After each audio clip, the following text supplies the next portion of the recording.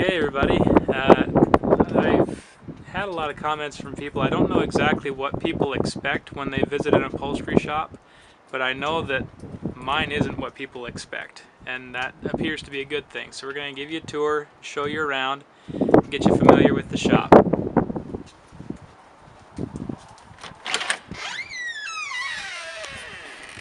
Now, myself, I've worked in some real dungeons before, and I can't stand it.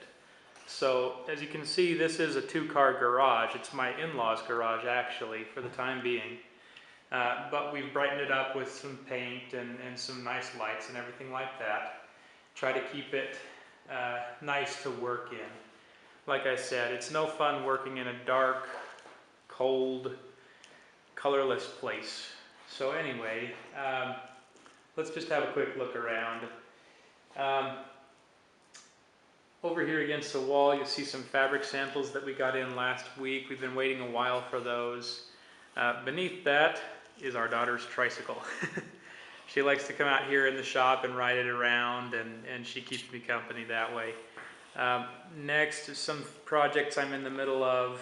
A small chair with a tufted back covered by that green sheet, and then there's a group of 4 chairs that I'm working on top of that dark blue sheet you can see, and then there's a couch underneath it.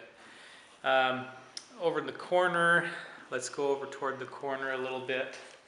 On those clipboards on the wall, that's just how I keep from forgetting anything or anybody, people that have talked about work that might need to be done, I write it down there. And then on the wall, obviously, tools. Most of the tools themselves are simple hand tools that you can find anywhere. It's all in how you use them. Some of them are specialty tools for upholstery, and then obviously many of the supplies are specific for upholstery. But then my cutting table, on top of the cutting table, you got to have a staple gun if you want to do upholstery properly, and I like to wear an apron. Maybe we can zoom in on the apron. I like to wear an apron when I work. It keeps the work from getting me dirty, and it keeps me from getting my work dirty. So there's that. Over here, obviously, to run the staple gun, you need a compressor. No upholstery shop would be complete without a good industrial sewing machine. And over on the wall, got another whiteboard. This is for people who have either got their fabric ready to go, or people who are ready to have work done, and so on. I've got a little desk where I keep some office supplies and a calendar, and kind of run things from there. And the picture on the wall above the desk actually belonged to my father-in-law's dad and had never been framed, and so framed it. It's a picture of Mesa Falls, if you know the place. Back here, ladders, bikes. Yeah, it's pretty inescapable that this is in fact a garage, but it doesn't feel that way really most of the time.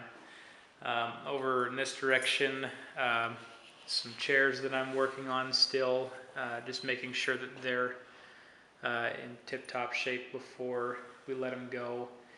And then over here on this table, you see the button machine.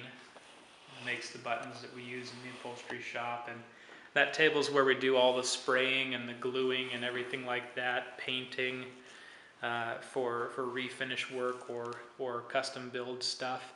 I really want to try to keep that away from the cutting table and the fabric as much as possible.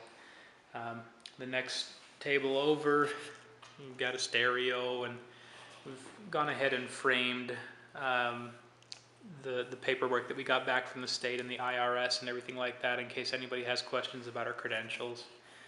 But as you can see, keep it very neat, very organized. This is what it usually looks like at the end of a work day.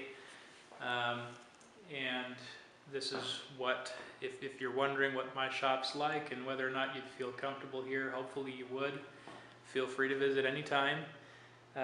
But this is the kind of shop I like to run, and this is how we do things here at Burkholder Upholstery.